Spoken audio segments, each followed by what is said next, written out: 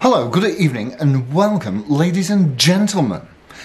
I missed Street last night. It was Friday night and I normally do a gentleman gerbils, gentian violets, jet setters, jetsons, jet skis, gemstones, jebens, jessies or anything, gerbils perhaps. And I missed out on ladies and girls. Anyway, there we go. My how's it called? Memory these days is not certainly what it was. But what I do know is tonight we've got a lovely Gibson Studio Les Paul 70s tribute, which we will have a walk round in a bit. But before I start playing anything, I do want to show you, and if you are watching this from a sort of instructional point of view, then it does have indeed the Robo tuners. And I suppose I'd better have you over here, and otherwise you won't be able to see it properly. There is just one slight difference between. Now this is older than the. Let me take this off.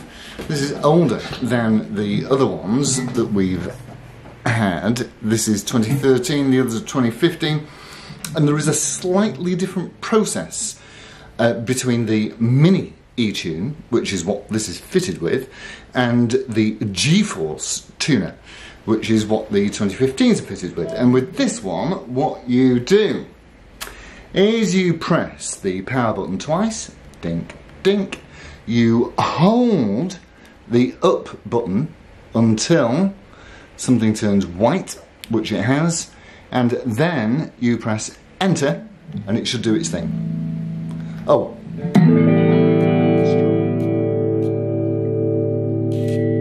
I mean, to be fair to the guitar, it was pretty much in tune anyway, so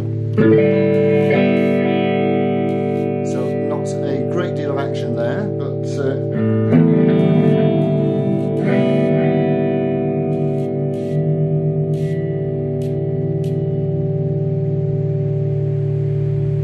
like everything.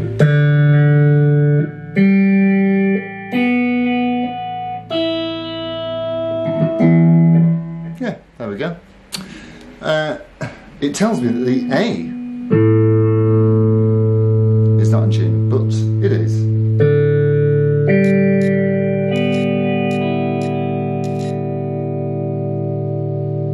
It's like everything now.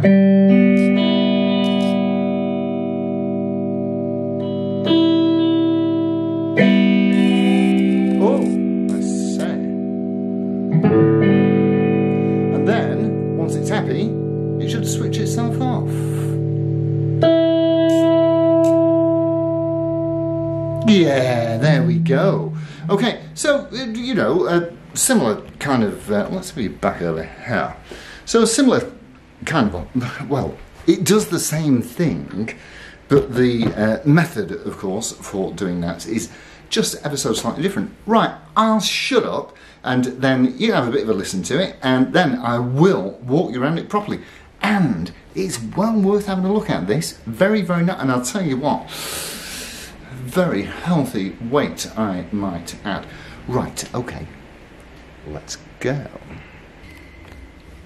Okay, let's go.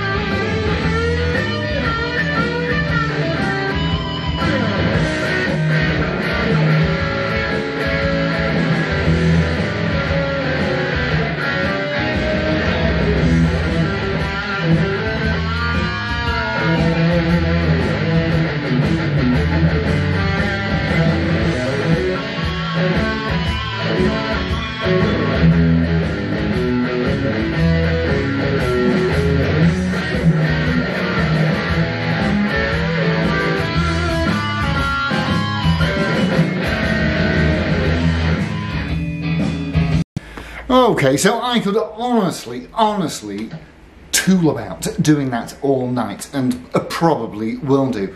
Let me tell you something, this is a great guitar, and it sports Gibson's very, very hottest humbuckers. Tim Shaw, who designed them in roughly the 70s. Let me take the...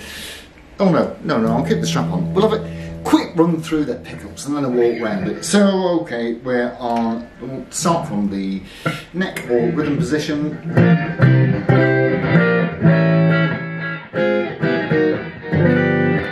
No problems with being in tune, not with the old robot things. Okay, centre.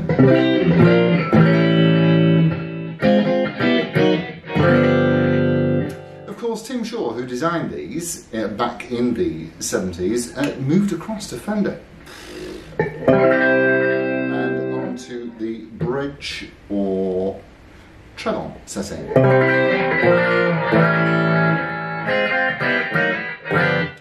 These are, I mean, I don't need to tell you because I'm pretty sure that you can hear it anyway.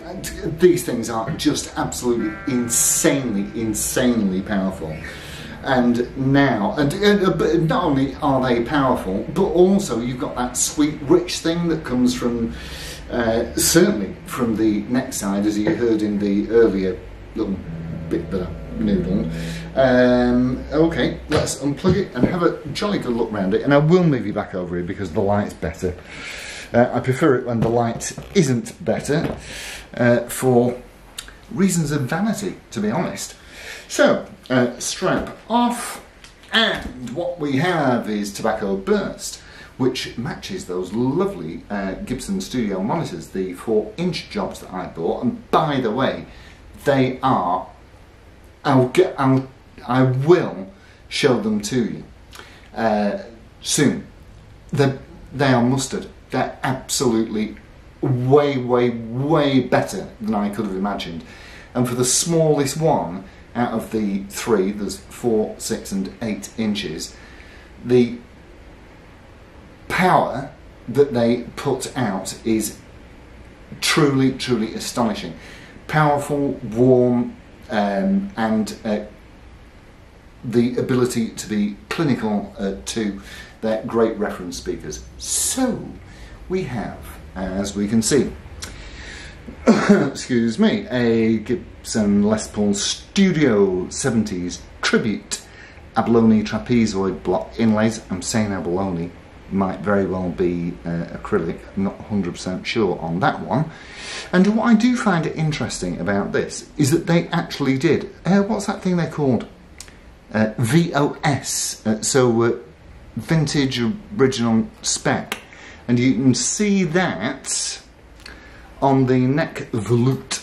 The volute is the bit where the headstock meets the neck, and this, you will note, is thicker. It has like a sort of a booster bit on there, which, because of course Gibson are very aware of that 17-degree headstock angle and the that it is a weak stress point, and so in the 70s they did the thicker volute there that holds the two bits together. But it's mahogany neck, it's mahogany body, obviously set, no cracks, no defects, no repairs. This thing is in really, really, really good order, and the figuring is really superb. It has a maple cap in tobacco burst, which I love. The finish on that is superb. It is owned, and it does have a few little imperfections here and there. There you go, you can see those. A few little imperfections, but it really, you know, not much. And it's got those dirty fingers pickups, which is of course original and stock to the guitar. That is what they came with. 3-position toggle switch, witch hat knobs. I like those, and I mean, quite honestly, I don't really mind. A knob is a knob as far as I'm concerned, and as I say, you've got those robot tuners, and I do like those. And you know, if you actually you make a few quid on these, they are so easy to replace. I have replaced these before, and a set of Grovers will cost about 55 quid, 60 quid to your door, something like that, and you can knock these out on a famous auction website for about 100 quid, because people like them. And there's a reason that people like them, and the reason that people like them is because they're excellent. They really are brilliant. I would have them on everything. Now, here's the funny thing with these. Although there's no binding as such, there is this thing round here. Well, I assume that just shows the two different colours between the mahogany and the maple cap. I don't know for definite. But yes, it's all original, and I think that they are just absolutely astonishing instruments. They do everything that a Gibson Les Paul should do. They sustain forever, they look cool, and they match my speakers. Nice. So that's pretty much it from me. Have I told you everything? Oh, now I will tell you something. So I've seen recently 2 fake Gibsons, and as I tell you on pretty much everything I do, that if you are looking for a Gibson Les Paul, certainly, I mean, nobody else, I mean, they could put these on, but that's money, and they're all about not spending money. The cheap knockoffs coming from whichever country they may come from. So your 2 easy spots, fake from real, is the wings down the side, which you can see are tacked on. You always get that with a Les Paul. And the API bridge has only got these posts here. These posts here somewhere. These posts, and there's no screw. There's no screw hole there or screw access. It's just the post and the thumb wheel. So they are your two easy spots. There are other clues and indications, but they are your quickest and easiest litmus test. And that, my dear friends, is it from me. It's been, and do you know, and when I say that I could noodle about on this all night, I very, very, very probably will, because this is an absolute joy to play. So it's been ace singing as always, and I'll see you probably in about a week or so, and thanks all ever so much for tuning in. So it's adios from Roxy, and ta-ra.